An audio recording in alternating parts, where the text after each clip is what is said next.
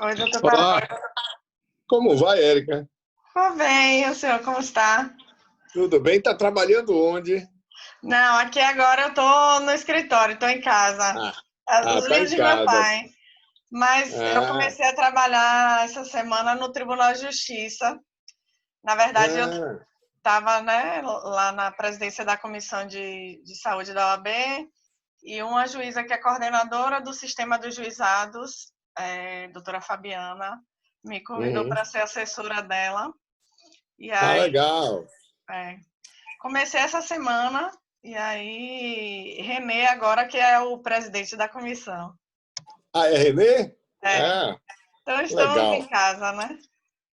Isso, tudo em casa. Pronto. Pronto, Aí estou à deixa eu sua lhe falar. disposição. Oi. Como Hum, é que a gente está fazendo?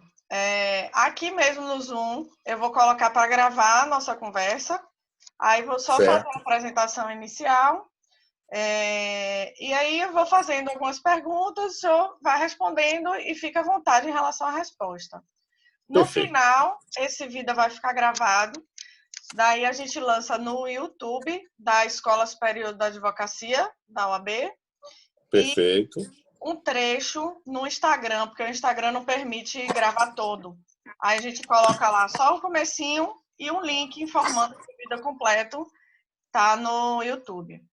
Além Tá disso, bom. Sim, semana pode falar. Só vou passada, fechar. Sim. foi o meu último ato de gestão, digamos assim. A gente lançou um podcast. E aí a gente Ah, extrai o áudio, que aqui também o Zoom separa o áudio certinho. A gente extrai o áudio e lança no podcast da comissão. Né? Porque a gente vê legal. que hoje em dia muita gente tem acessado conhecimento mesmo através do Spotify, essas coisas. Não tem sido usado Tá, só para ouvir música. Aí a gente tentou usar essa nova plataforma, perfeito. certo? Certo. Deixa eu clicar aqui para gravar. Ele está já gravando. Eu vou começar fazendo as apresentações, depois a gente recorta essa parte inicial. Olá, sejam bem-vindos a mais um evento do ciclo de debates da Comissão Especial de Direito Médico e da Saúde da UAB Bahia, com o tema Direito Médico e da Saúde na Pandemia.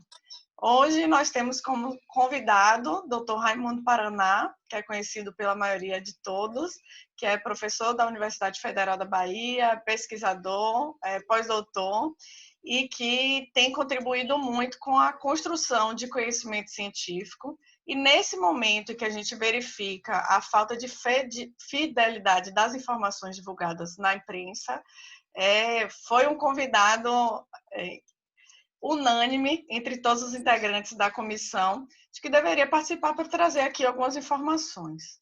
Dentre tantos problemas que a gente tem vivenciado no âmbito da comissão, um dos que tem trazido preocupação para os hepatologistas, como ele é a questão da automedicação. A automedicação não é uma novidade no nosso país, nem no mundo. O Brasil tem uma tendência à automedicação e, nesse momento, por conta das informações imprecisas que têm sido divulgadas e por conta do receio da população com a falta das medicações em caso de confirmação de contaminação por Covid, muitas pessoas têm buscado se automedicar preventivamente com diversas substâncias que estão disponíveis aí no mercado. Então, a comissão nos fez o convite de estarmos aqui hoje conversando sobre os perigos da automedicação, para que a sociedade em geral, a advocacia e inclusive os médicos eles estejam cientes da quantidade de prejuízo que isso tem trazido para a saúde dos seus pacientes, para que esclareçam, né, utilizem inclusive suas ferramentas de acesso aos seus pacientes, nos consultórios, nas conversas informais, esclarecendo, né, do quanto é importante que toda a utilização de medicamento passe pela avaliação de um médico.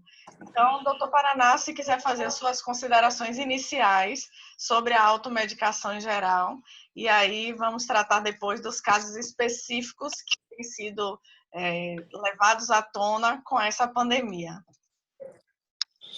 Obrigado, Érica. Olá a todos. Um grande prazer estar aqui, prestar alguma contribuição para esse tema que é realmente importante, que tem preocupado muito a medicina baseada em evidência científica.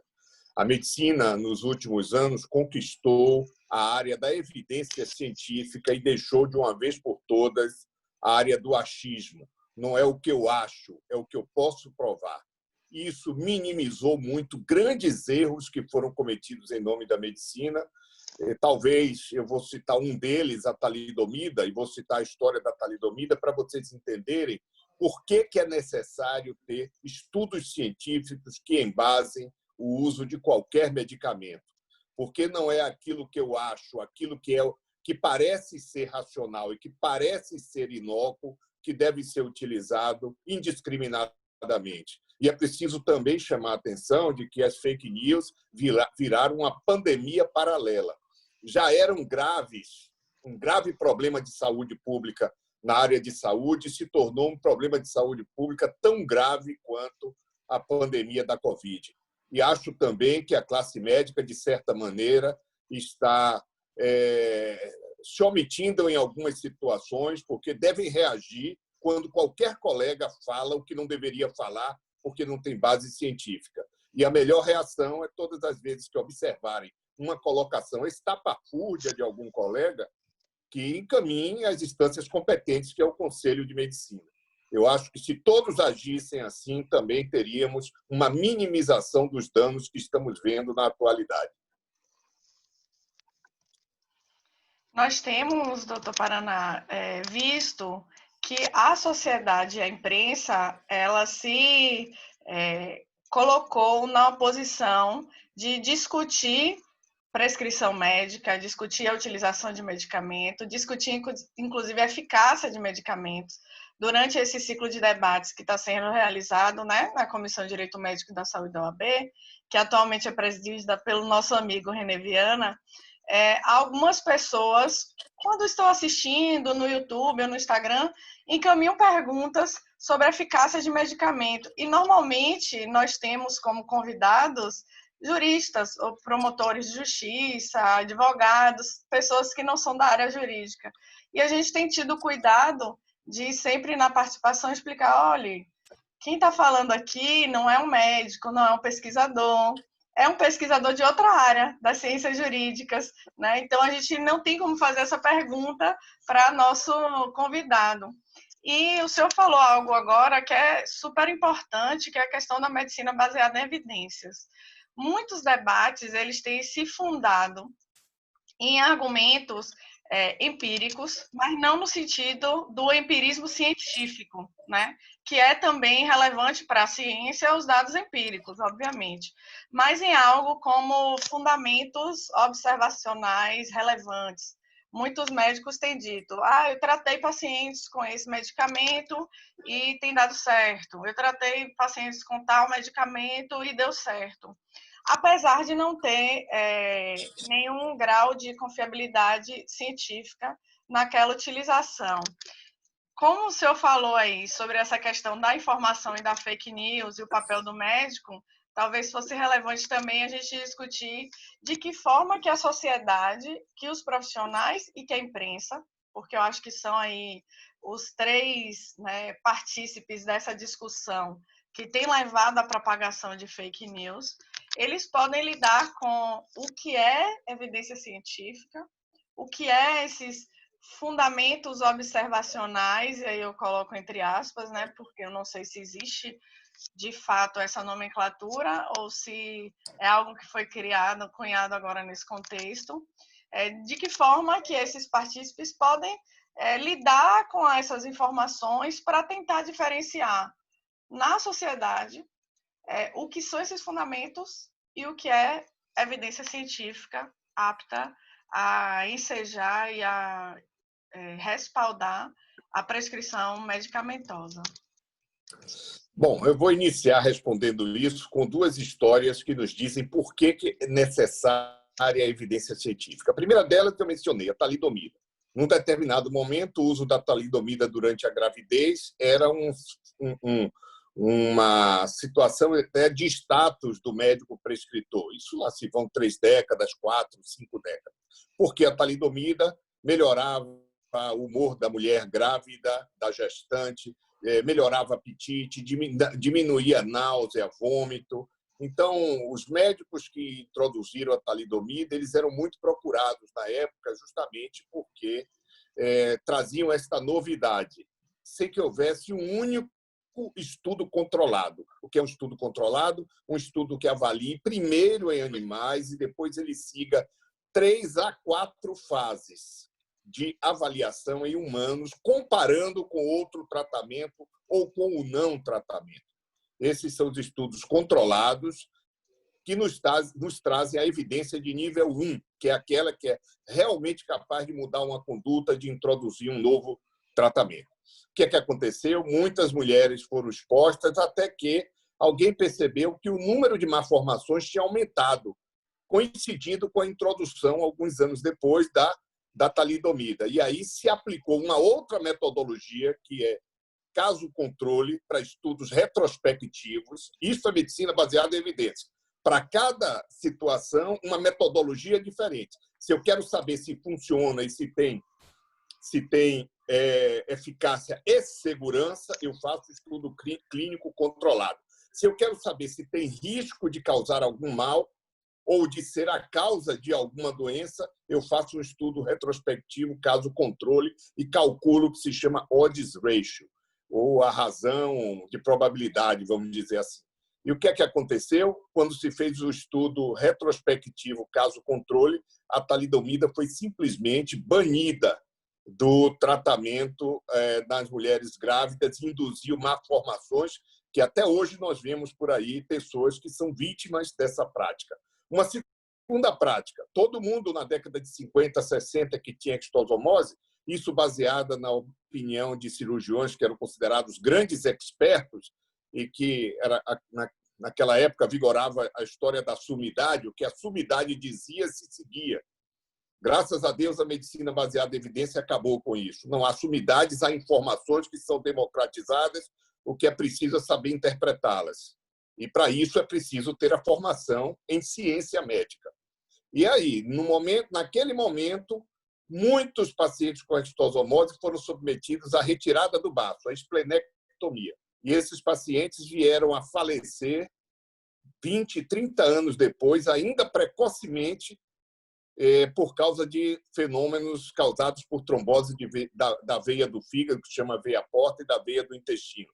Isso já não é mais utilizado. Então, para isso que veio a medicina baseada em evidências, para coibir esses abusos, que, num primeiro momento, parecem ter todo o contexto e parecem ser inofensivos, mas depois pode deixar um passivo muito, muito sério e irreversível. Então, todo cuidado é pouco.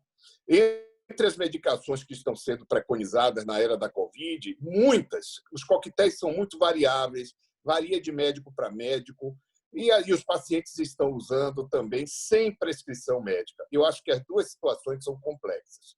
Esses medicamentos não devem ser utilizados sem controle. Primeiro, a cloroquina pode causar problemas em quem já tem algum problema cardíaco que não saiba que tem. Exemplo clássico, tem algumas arritmias genéticas que não se manifestam, a não ser provocadas por alguma situação. E aí a cloroquina pode causar, pode ser uma dessas provocações para que essa arritmia aflore.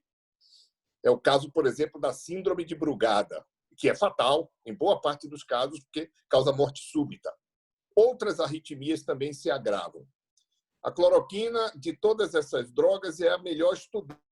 Não há ainda estudos chamados controlados, randomizados, que é a evidência de nível 1, mas ela tem evidência de nível 2 e 3, que são os estudos de coorte e os estudos de casuística. Evidências de nível 2 e 3 que não imputam a ela qualquer benefício, mas pelo menos 2 delas imputaram malefício. Então, eu não vejo nenhuma razão para se defender, neste momento, o uso do medicamento. Sei que existem estudos em andamento, inclusive um braço na Bahia, e no momento que esses estudos chegarem, eles podem, inclusive, mudar esta recomendação. mas podem confirmar essa recomendação e podem agregar informações que serão desesperadoras para quem tomou, para quem se expôs. Então, é um tiro no escuro. A questão da ivermectina. Não há nenhum estudo em humanos que comprove que a ivermectina tem uma atividade antiviral na Covid. Nenhum. Não é uma droga inócua, nenhuma droga inócua, nem um chazinho inócuo, nem um fitoterápico inócuo, nem um suplemento alimentar inócuo. Quando o médico decide prescrever, ele coloca na balança, a gente pega uma balança de 2 pratos, coloca num prato. Qual é o benefício que eu vou trazer para esse paciente? E no outro prato, qual é o risco de eu trazer benefício? Qual é o fiel? O que é que calibra essa balança? É a informação científica crível. Se falta informação científica, a balança pode pender para qualquer um dos lados. E é isso que acontece com a ivermectina, com a nitazoxanida e outras tantas. Existem tantas. A todo momento aparece alguém falando disso. Agora, estamos com uma doença que cura em 95% dos casos. Essa é a experiência que a gente tem em navegação em diversos hospitais privados do país. Diversos. Pacientes que não têm indicação de internação, vai para casa. Quando ele é bem seguido em casa, menos de 5% retornam ao hospital. Quando a gente vai avaliar o retorno ao hospital entre os que os seus médicos permitiram o uso dessas medicações e aqueles que os seus médicos não prescreveram nada, não há nenhuma diferença. Ou seja, primeira questão, esses medicamentos reduzem o risco de formas graves? A resposta é: não há nenhuma evidência.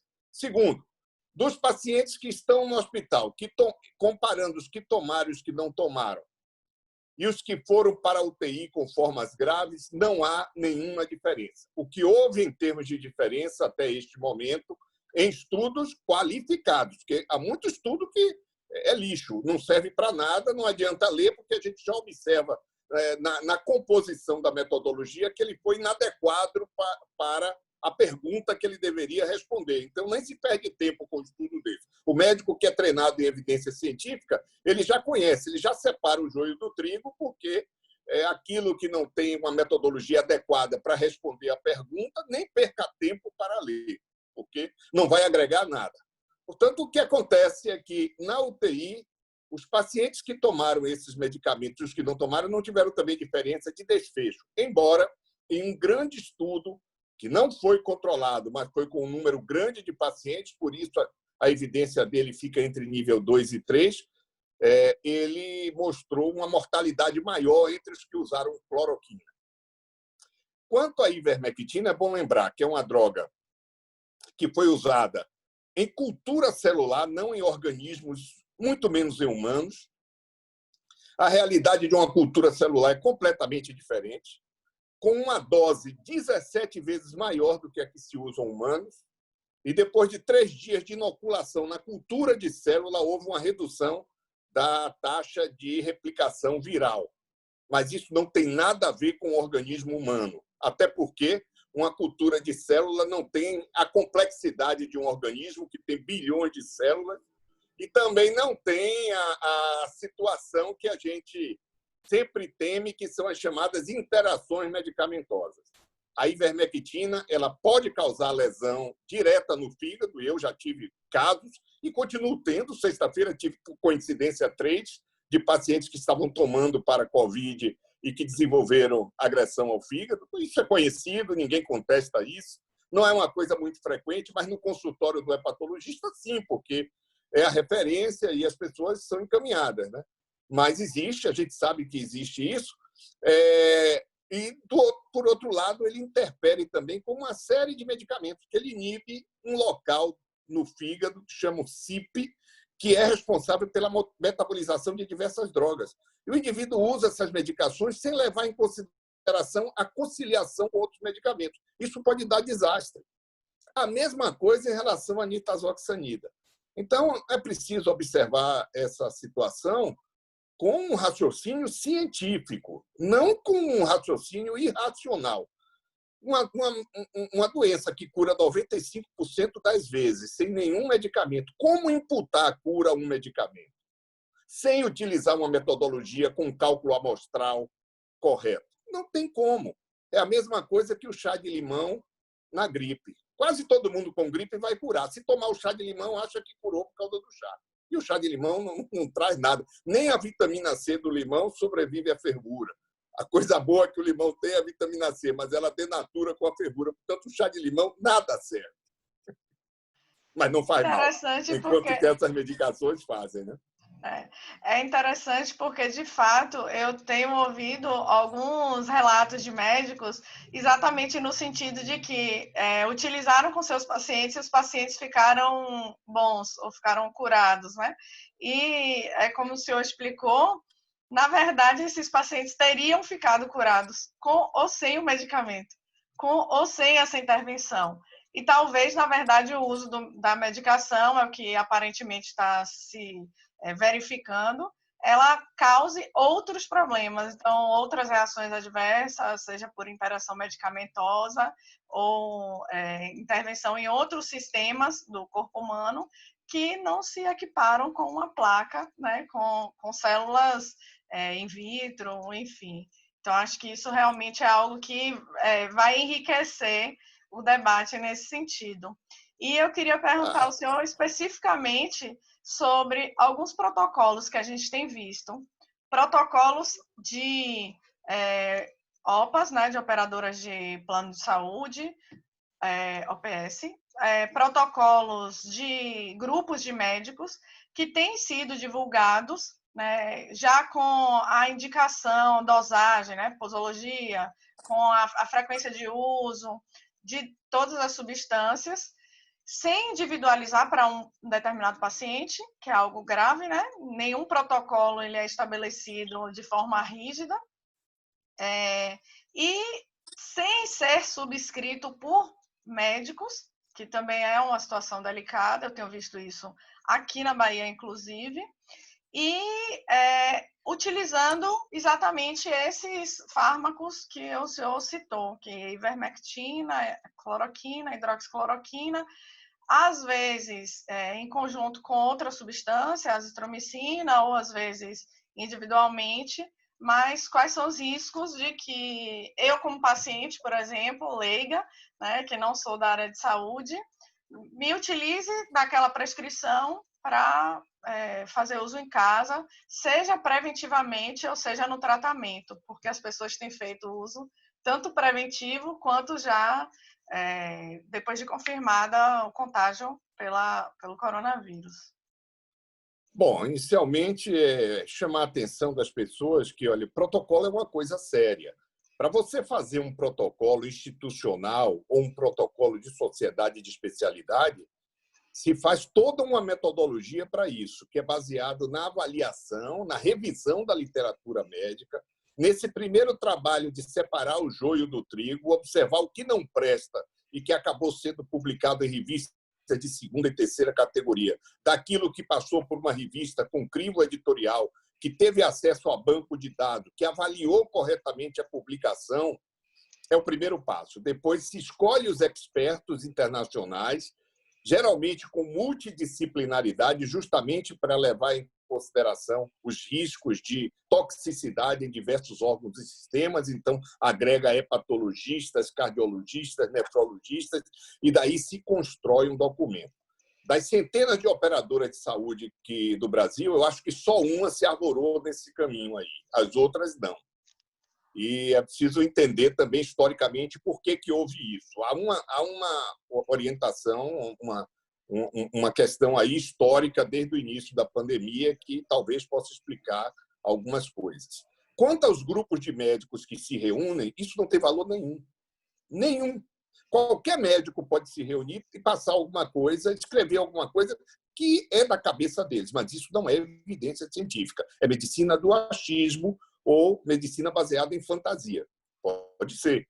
Tem médicos que estão fazendo isso, infelizmente. Mas os protocolos que valem são os protocolos dos hospitais e das sociedades de especialidade, além das organizações internacionais. Então, vamos lá. Dos protocolos hospitalares aqui da Bahia, nenhum preconiza, dos 3 maiores hospitais, que são os que eu conheço, nenhum preconiza o uso dessas medicações. Vamos aos 3 maiores hospitais e mais famosos hospitais do Brasil, em São Paulo, não preconiza. As redes de hospital, e uma rede em particular que está chegando à Bahia agora, não preconiza, mas está investindo em estudos para saber risco e benefício. Uma outra situação, a Associação Brasileira de Infectologia, que reúne os infectologistas do país, não preconiza. A Sociedade Brasileira de Medicina Tropical, que também agrega infectologistas de todo o país, não preconiza. A Sociedade Brasileira de Terapia Intensiva, que congrega todos os intensivistas, não preconiza. A Organização Mundial de Saúde não preconiza. A Organização Pan-Americana de Saúde não preconiza.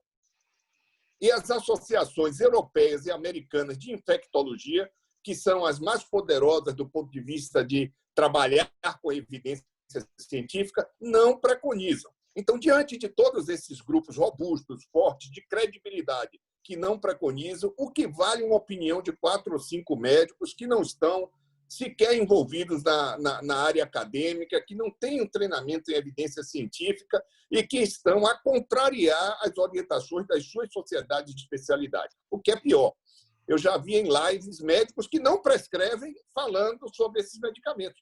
Há pouco tempo eu vi uma live de uma médica que é ultrassonografista, que eu acho que nunca prescreveu uma aspirina, falando do medicamento com uma propriedade que seguramente ela não tem. E a gente observa isso. Outro dia vi também uma outra médica aqui da Bahia falando sobre esse tema e me assustou. Me assustou porque ela falava com uma propriedade e usando argumentos que são argumentos pífios do ponto de vista científico. Uma pessoa que age assim, ela pode induzir ao erro e pode fazer mal. Em medicina, a premissa principal é o primo non nocere. Primeiro, não faça mal. Depois você pensa em fazer o bem. E com esses medicamentos, a gente não respondeu a primeira questão. Quem prescreve não sabe se está fazendo mal. Agora, por outro lado, é preciso ver que o médico tem autonomia. Ele pode assumir os seus riscos prescrevendo medicamento off-label. O que é um medicamento off-label? É aquele que não está aprovado pelas autoridades e que não postibula o uso para aquela doença especificamente. Mas se o médico faz isso, o Conselho de Medicina é claro, o médico tem que compartilhar o risco com o paciente. Ele deve explicar ao paciente que não existem evidências científicas e não existem estudos que possam possibilitar o conhecimento sobre risco e benefício, ou, em outras palavras, benefício e malefício. Se ainda assim o paciente quiser utilizar, o médico deve ter a assinatura de um consentimento pós-informado pelo paciente ou pela família, porque ele é absolutamente responsável pelo que ele está prescrevendo. Se um paciente desse tiver uma complicação, um paciente desse falecer, o médico está vulnerável a um processo não só ético, mas também em outras instâncias. Isso é importante chamar a atenção. Ele tem todo o direito de prescrever, porque isso é ato médico e ele tem autonomia, mas ele tem a orientação do seu conselho para se precaver e para compartilhar os riscos com o paciente e os familiares. E uma outra situação, essa bem mais consolidada e bem mais correta, é o uso compassivo. O que é o uso compassivo? Você não tem evidências científicas, mas você tem um paciente que está com uma evolução muito ruim. E aí você usa compassivamente, isso é correto, isso pode ser feito, mas mediante a assinatura de um termo de uso compassivo. Essa situação não se aplica nem à cloroquina, nem à ivermectina, claro, mas se aplica aos chamados anti-inflamatórios e os medicamentos imunomoduladores. Esses alguns médicos utilizam, mas como é utilizado no hospital, na UTI, os hospitais, as instituições colhem a assinatura do paciente sobre o uso compassivo, e isso é reservado para pacientes que chegaram a um estágio muito, muito, muito, muito grave. São coisas diferentes. Então, a palavra do médico tem uma importância imensa e, por isso, tem uma responsabilidade imensa. O que ele fala sem conseguir provar, baseado só numa experiência isolada dele, num ou outro paciente, não serve para influenciar a conduta de outros muito menos para que essa informação seja passada irresponsavelmente à população. Há um rito, há um ritual para isso, porque é preciso proteger a população e é preciso ter total segurança dos preceitos éticos, se você está cumprindo os preceitos éticos. A crise de ética do país não atingiu só algumas classes, não. Acho que atingiu todas elas. E é preciso que a gente faça um esforço grande para resgatar princípios. Isso é preciso que seja feita uma campanha para resgatar princípios, porque outra pandemia do Brasil foi ter perdido princípios. Eu tenho dito, doutor Paraná, aos meus alunos lá na Faculdade de Medicina, na Escola Baiana de Medicina, exatamente o que o senhor falou agora, utilizando, né, porque eles são estudantes, uma frase que é até de um filme de histórias e quadrinhos, que é: grandes poderes exigem grandes responsabilidades. A autonomia médica é um grande poder, e eu dou a eles o exemplo de que o que o médico prescreve não pode ser discutido, se não tecnicamente, nem por um ministro do Supremo Tribunal Federal. O ministro pode dizer que o Estado não tem condições de custear. Um ministro pode dizer que um plano de saúde não terá condição de custear o tratamento, mas ele não pode mudar a prescrição médica. Então, se a gente pensar, né, na estrutura hierárquica do nosso ordenamento jurídico, o que há de mais grave ou de mais importante e que submete a todos, nem isso é capaz de mudar a prescrição de um médico. Então, por conta disso, o médico, o prescritor em geral, né, os dentistas também são prescritores, né, apesar de a sua atuação ser diferente da do médico, eles precisam ter muito cuidado, vocês precisam ter muito cuidado com o que determinam e qual o respaldo daquilo. Porque, como o senhor falou, o médico tem autonomia para determinar: olha, esse meu paciente não tem reagido aos tratamentos convencionais e eu vou arriscar junto com ele, conversar com ele, né, através de um diálogo franco, com informação transparente, apresentando os possíveis riscos e os talvez possíveis benefícios, quais as possibilidades na utilização desse medicamento que, como o senhor explicou, o off-label não é um medicamento que não foi aprovado. Ele existe, ele está em circulação, ele é aprovado, mas a utilização dele tem outra finalidade. Então, os estudos clínicos foram realizados para o tratamento de uma enfermidade e agora eu quero tentar utilizá-lo para outra enfermidade, né? Com o meu paciente que tem um prognóstico ruim ou que não tem reagido como esperado, com a terapêutica convencional. Isso é preciso que haja uma troca, mas é preciso também que o médico tenha uma segurança nessa prescrição e que ele diga: olha, eu vou prescrever porque eu li tal estudo, eu me basei nisso, eu assisti a apresentação de um artigo científico num congresso internacional de respaldo em que foi trazida essa possibilidade, e não pode ser algo desvinculado da evidência científica. Não pode ser algo baseado no achismo ou, como a gente mencionou aqui, em experiências que não são replicáveis, que não têm uma metodologia determinada, porque o corpo humano ele reage, ele pode reagir de formas muito diversas. Então, pode ser que, isolando o resultado de uma medicação, você tenha um resultado científico, um resultado daquele estudo. Mas sem isolar a medicação de outros fatores, você não tem como determinar o que foi que levou àquele resultado. Você não tem como determinar a relação de causalidade entre o uso da medicação e o resultado, né? Se não é possível isolar esse fator. Então, isso é algo que todo mundo se apoderou atualmente desses discursos, em todos os grupos, saiu da esfera dos médicos, da medicina, dos biomédicos, dos cientistas, dos pesquisadores, né? E agora toda a população, toda a sociedade passa a utilizar esses conceitos técnicos científicos para respaldar suas opiniões pessoais, para justificar condutas, justificar posicionamentos, houve, inclusive, uma politização desse debate, e o objetivo, né, desse projeto, lá na Comissão de Direito Médico e da Saúde da OAB, é justamente resgatar os princípios que precisam estar presentes nesse debate.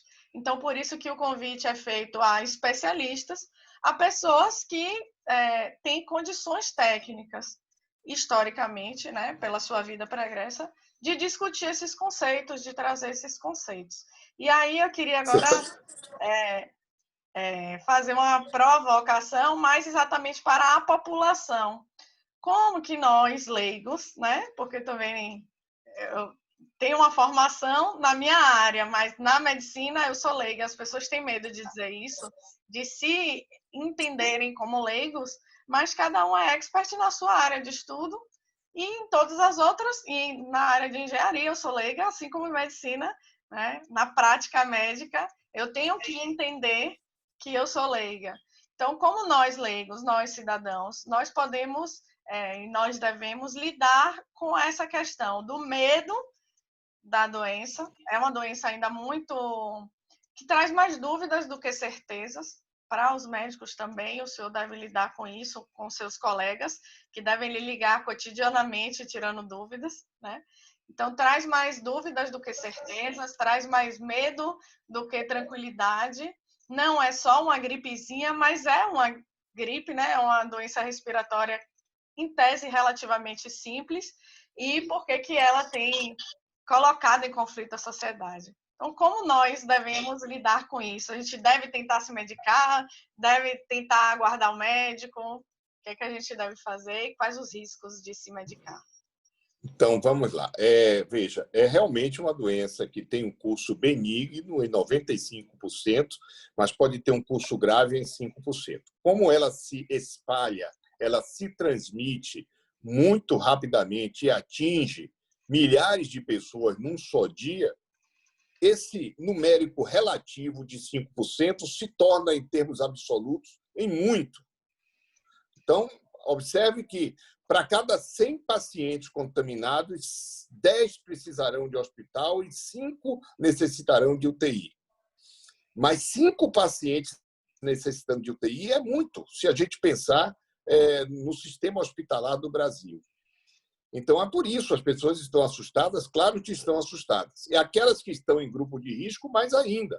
Os obesos, os pacientes diabéticos, sobretudo os descompensados, os compensados têm um impacto menor, os pacientes hipertensos que precisam usar múltiplas drogas para controlar a hipertensão, ou os que estão sem controle de hipertensão, e os pacientes que têm doenças prévias, como um paciente cirrótico, como um paciente que tenha uma doença pulmonar crônica do tipo DPOC, doença pulmonar obstrutiva crônica.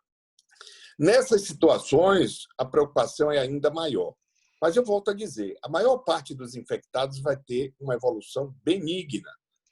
Os protocolos dizem, devem ir para casa, porque não se pode internar todo mundo, até porque aumentaria riscos, até o risco de colapso da instituição, que não seria capaz de oferecer uma assistência adequada para todos os pacientes, colocaria em risco a segurança de todos, inclusive do próprio paciente que interna. Então, às vezes, isso cria uma certa confusão, porque o paciente quer ser internado, ou quando ele sai e ele volta, ele acha que foi um erro não interná-lo. A ideação do leigo é essa, mas não. Esses são os chamados protocolos. Se foi bem conduzido e bem aplicado, 5% dos pacientes que vão para casa, eles vão retornar, se eles forem bem seguidos. Nos hospitais onde eles não são bem seguidos em casa, isso chega a 20%. Os maiores hospitais do país fazem o que se chama de navegação. O paciente vai para casa e tem um infectologista que liga para ele todos os dias, ou uma enfermeira, e aplica um questionário, e quando tem dúvida sobre algum sinal de alarme, manda o paciente voltar. Quando não tem dúvida, o paciente fica em casa, dá segurança ao paciente. Quando se aplica esse caminho, 5% volta ao hospital. Quando não se aplica, 20% volta ao hospital, e quando esse paciente retorna, ele quer ser internado. Ele briga pela internação, porque ele está com a ideação de que ele está muito grave, que ele está sendo negligenciado pela equipe médica. Isso tem acontecido Demais. E quando o paciente vai para casa sem uso de qualquer medicação, ele culpa o médico por não ter prescrito, quando o médico o protegeu por não ter prescrito a medicação. Então, o que é que acontece? Esses pacientes em casa devem ficar atentos, primeiro, ao seu isolamento, se for possível, ficar num cômodo isolado, usar um banheiro isolado ou fazer a limpeza, a higienização do banheiro quando utilizá-lo, usar máscara em casa e máscaras mais protetivas, N95 ou a cirúrgica, não ficar próximo a 2 metros de qualquer pessoa da casa. As refeições devem ser feitas no quarto e esse quarto deve ser arejado, que tenha janelas, porque está mais do que demonstrado que as gotículas que pairam no ar, elas desaparecem rapidamente nos lugares arejados. Por isso que os lugares mais fechados, como restaurantes, pubs, etc., são grandes disseminadores da doença. Então, é esse o cuidado. O que é que o indivíduo deve ficar atento em casa? Ele deve ficar atento se ele desenvolveu falta de ar. Esse é um sinal de alarme. Imediatamente ligar para o hospital, ligar para o médico, e ele vai receber o comando a partir da avaliação de retornar ou não ao hospital. Se o indivíduo tiver condições de ter um oxímetro de dedo, que é um aparelhinho que mede o nível de oxigênio no sangue, ele vai observar. Se o oxigênio dele estiver abaixo de 94, ele deve vir ao hospital, retornar. Se não estiver abaixo de 94, é porque ele está oxigenando bem. Se o indivíduo tem uma fadiga intensa, às vezes ele não tem falta de ar, mas ele tem uma fadiga intensa a esforços habituais. Por exemplo, eu costumo muito dizer aos pacientes, veja o banho, porque você toma banho todo dia. Então, você tem a medição da sua energia que é utilizada quando você toma um banho. Ora, se no seu banho habitual você sentir um cansaço que é muito acentuado, vai ser muito fácil a sua percepção de que há algo errado. Então, eu dou essa orientação ao paciente. Olha, se isso acontecer, ligue de volta aos nossos infectologistas do hospital, etc, etc. Esses são os sinais de alarme. Para alguns pacientes que têm risco de trombose, isso é avaliado caso a caso, o médico pode prescrever uma medicação que previne trombose, que é enoxaparina. Isso é prescrito para alguns, outros não. E os exames de sangue também vão ajudar nessa decisão, com o dímero D e o PCR, que é a proteína C reativa. Não é o PCR virológico, não, é outro PCR. Então, de posse disso, como eu disse, 95% dos pacientes evoluem bem e não precisam tomar qualquer medicação para ter esse desfecho positivo. Alguns vão ter que retornar ao hospital e desses que retornam ao hospital, alguns serão internados. Até o momento, não existe nenhuma medida, nenhuma intervenção médica que possa ser de utilidade, em evitar que esses casos graves aconteçam. Isso é importante chamar a atenção da população. E aí, o que é que define a maior chance de sobrevida do paciente quando ele é hospitalizado?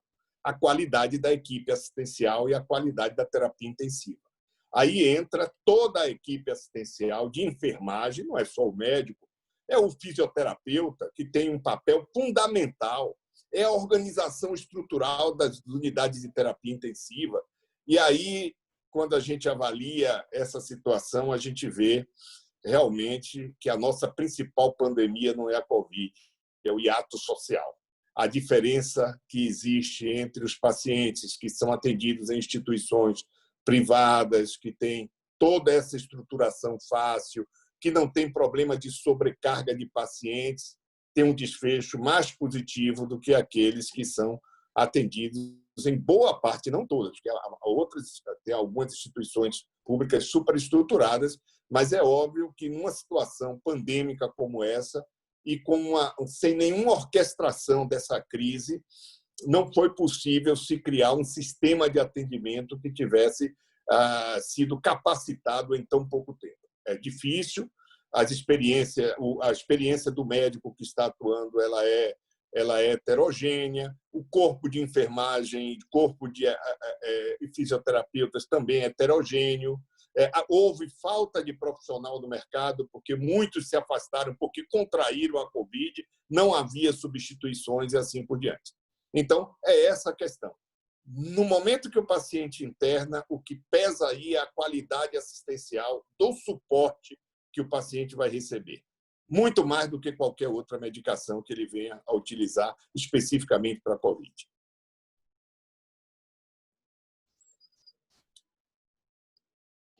Então, doutor Paraná, já seguindo para a conclusão dessa nossa conversa, qual o conselho que o senhor daria para os cidadãos, em geral, que não estão contaminados, que estão nas suas casas, respeitando moderadamente, né, o isolamento social? A gente sabe que, infelizmente, a adesão às orientações de isolamento não tem sido acolhidas por todos.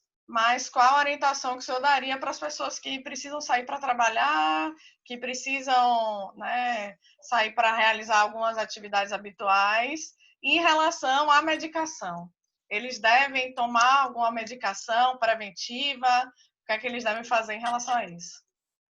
Antes de responder a sua pergunta, duas frases simples, eu gosto muito de contextualizar. Eu faço as minhas aulas teóricas, elas sempre terminam com casos clínicos reais, porque o ser humano tem uma série de variáveis biológicas que precisam ser observadas. Então, o mesmo medicamento, se você tem 50 anos, ele metaboliza de uma forma, se tem 60, metaboliza de outra. Se você está tomando uma medicação, é assim, se não está, é outra. Se você tem uma grande quantidade de genes asiáticos, você vai metabolizar de uma forma. Se você tem uma grande quantidade de genes africanos, você vai metabolizar de outra forma, e por aí vai. São as chamadas variáveis biológicas que precisam ser controladas nos estudos científicos para que a gente saiba se a gente está fazendo bem ou mal ao prescrever uma medicação. Então, vamos lá. Eu vou citar dois exemplos. Um muito recente. Fosfoetanolamina ganhou a mídia há uns 8 ou 9 anos, como uma droga que era utilizada para tratar o câncer. Uma coisa caricata. Eu nunca vi nada semelhante no mundo. O Congresso Nacional se envolveu, através de alguns deputados que eu acho ou tem pouca leitura ou não sabe interpretar o que leem, porque não havia nenhuma evidência científica ou não tinham uma assessoria de qualidade. Não havia nenhuma evidência científica de que a fosfetanolamina seria uma medicação utilizada contra o câncer. E aí veio a falácia, sabe-se lá que interesses existiam na comercialização dessa droga, veio lá a falácia de que era uma droga que curava o câncer, que os médicos oncologistas não queriam prescrever porque as drogas dos laboratórios eram mais caras, etc, etc, etc. Isso foi parar no Congresso Nacional, que, passando por cima da Anvisa, que é uma agência nacional. Olha, o Donald Trump tentou fazer isso, não conseguiu nos Estados Unidos, porque o FDA se impôs em relação à cloroquina. E o NIH, que é o órgão máximo da ciência médica lá, também se impôs com o doutor Anthony Fauci, que é um expoente internacional, se impôs. Ele se interpôs entre a vontade de um político e a realidade científica, e isso mudou. Claro que eu estou falando de um país que tem uma maturidade muito maior, uma maturidade e um hiato social muito menor do que o nosso, e uma educação muito boa, porque esse tipo de repercussão depende muito do nível de educação da população, e o nosso, infelizmente, é muito ruim. Mas aqui no Brasil, isso foi parar, a fosfetanolamina foi parar no Congresso, que obrigou a distribuir essa droga sem ter um único estudo. A Anvisa falou, espera lá, também não pode ser assim. O Congresso não pode legislar sobre um ato médico que é um ato científico. E aí resolveu fazer um estudo controlado em pacientes com câncer no Instituto do Câncer da USP, melhor universidade brasileira. Né? É a USP e a Unicamp. E escolheu um profissional, um oncologista, que é um expoente. Esse sim é um expoente. Foi, durante 8 anos, chefe de um grande serviço nos Estados Unidos, veio para o Brasil e é um indivíduo que tem hoje a referência. Pois bem, esse estudo precisou ser interrompido porque, além de não ter evidência nenhuma, não tinha nenhuma evidência, não causava nenhum bem, teria o potencial de se permanecer nesse estudo, de gastar muito dinheiro desnecessário com a continuidade do estudo e também de causar mal ao paciente, direto ou indiretamente. Bom, esse médico foi vítima de uma campanha de difamação, quando ele estava ali praticando um ato científico, com o suporte da melhor universidade do país. Mas as pessoas desenvolvem essas crenças e se apaixonam como se fosse fé. Fé está no escopo da intimidade de cada um. Você não precisa ter nenhuma racionalidade para a fé. Você sente se você é de uma religião de matriz africana, se é um evangélico, se é um muçulmano, se é um budista, não importa. Cada um tem a sua fé e tem o direito a ela, e ninguém pode contestar isso. Mas a medicina não é assim. A medicina não é o que eu acredito nem o que eu sinto, é o que eu posso provar. Então, a fosfatanolamina foi abandonada. Ninguém mais fala nela. Ocupou noticiários e tal. E eu vou citar um outro exemplo, isso muito mais curto. Porque eu já ouvi falar, olha, não tenha receio de usar cloroquina porque ela já é utilizada há muito tempo para tratar malária e não causa mal. Ora, paciente com malária é outro perfil de paciente. Totalmente diferente. Faixa etária diferente, não tem uma doença sistêmica como o Covid, que atinge outros órgãos do sistema. O Covid atinge o rim, causa alterações do coração, causa alterações no fígado, no pulmão, no cérebro, nos vasos sanguíneos. É um outro contexto. Então, não pode se aplicar a benignidade dessa medicação na malária ao uso da Covid. E eu costumo dizer, vamos raciocinar no seguinte, vocês recebem a orientação de não usar aspirina na dengue. Porque se você usar aspirina na dengue e tiver uma dengue hemorrágica, há risco de morte. Mas a aspirina é uma droga que é usada há mais de 100 anos, numa série de outras doenças. Mas não pode usar na dengue. Use o mesmo princípio. Uma droga que é usada para outra doença, ela só pode ser usada para uma doença nova se ela seguir de novo os trâmites do estudo, senão ela pode fazer mal. A aspirina é uma droga inócua na maioria das vezes, mas na dengue faz mal. E ninguém estudou corretamente essas drogas na Covid. Então, faço toda essa apresentação para dizer, claro, siga o seu médico, o médico da sua consciência e da sua confiança. Siga, observe a qualidade do seu médico, e hoje existem mais maneiras de se avaliar. Observe o grau de envolvimento dele com a academia, com a ciência, o grau de responsabilidade dele. Eu acho que isso é fácil avaliar. A maioria dos médicos tem uma postura muito positiva, a maioria deles tem boa formação e postura positiva, mas se for prescrito algum medicamento que seja off-label, oriente, procure saber de riscos e benefícios e procure saber do termo de consentimento que você precisa assinar, compartilhando com o seu médico riscos e benefícios. E não use nenhuma medicação sem orientação médica. Até porque, quando você tem orientação médica, a responsabilidade é compartilhada com o seu médico. Isso é importante para você. Saber que o seu médico está compartilhando a responsabilidade do que ele está prescrevendo. Isso vai lhe dar mais segurança. E, pessoalmente, o que digo? Eu não aconselhei ninguém da minha família, nenhum paciente meu, a tomar nada para evitar a Covid. E os que tiveram Covid, graças a Deus, todos na forma simples, que é a maioria, felizmente, foi isso que ocorreu, como ocorre na maioria, recomendei que não utilizasse nada. E seguir também a orientação de pelo menos uns 3 colegas infectologistas que trabalham nas nossas instituições, incluindo o Hospital Universitário Professor Edgar Santos, que é o hospital mor da Bahia, na formação de profissionais de saúde. Doutor Paraná, eu agradeço imensamente ao convite da Comissão de Direito Médico e Saúde da UAB Bahia por ter a oportunidade de estar aqui conversando com você e ter essa aula de medicina baseada em evidência, que trouxe nas entrelinhas muitos conceitos de bioética, da prática médica.